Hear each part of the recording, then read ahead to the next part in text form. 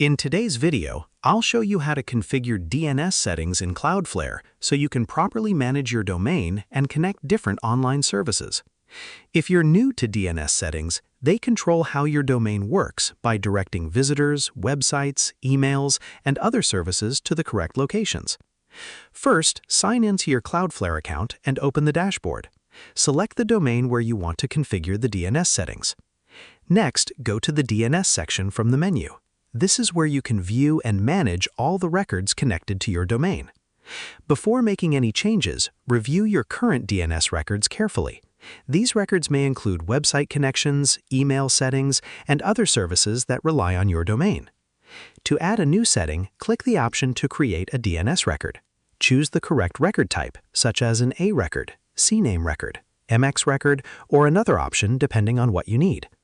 Enter the required information, including the record name and destination value. Make sure the details match the instructions provided by your hosting provider or service. You can also manage the proxy status in Cloudflare. The proxy option allows Cloudflare to route traffic through its network, while DNS-only mode simply manages the connection.